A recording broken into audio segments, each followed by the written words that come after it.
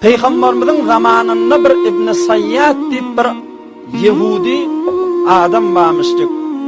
Deccal şu deyip de bir näse rivayetlerde ba. Peygamberimize aydıptırlar ya Resulallah falan ovada bir oğlancık ba, bir özü kör, ayağda paytıprak, kimlerden? Özü Yahudilerden miptirler.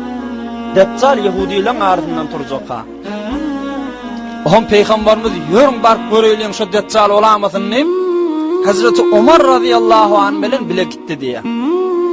Öz zamanında. Oğlum bula Beni Mughale diyen taifaga barıptırla, şu Yahudilerin taifası. O moğa İbn Sayyad bir oğlancıkmıştık. Hani belagati yetmedi oğlan. Başka oğlanla bilen oynap görünmüştük. Oğlum Hazreti Ömer radıyallahu anh diye Peygamberimiz diye baran Peygamberimiz bizim diyen baramızı bilmettim diye İbn Sayyad. Oğlum Peygamberimiz gerçine vurdu diye bak bärik deyip ol oğlancık gözledi. Peygamberimiz aytdı.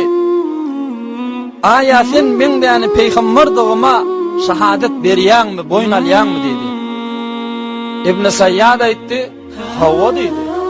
"Sen peýgamber" dedi. "Ýöne, ey peýgamber" dipdir. Ýa-ni İbn Sayyad kiçik oğlan aytdypdy. "Sen de ogam men peýgamberdigim boyun alýan dämi?" dipdir. "Men de bir peýgamber" dipdir oğlan. Peygamberimiz aydypdyr, "Âmentu billahi we bi rusulihi." Men Hudaýa we geçen peýgamberlerine iman getirýän dipdir. Ýöne senden de peýgamber boljakmy dipdir.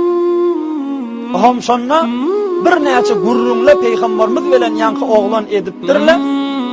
Peýgamberimiz bir näçe zatdy sorapdyr, ol oğlan Deccal'yň berjek jogaplaryny beripdir.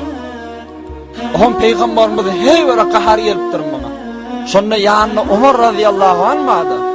Olay dipdir, "Zerni ya Resulallah, adrib unuqa."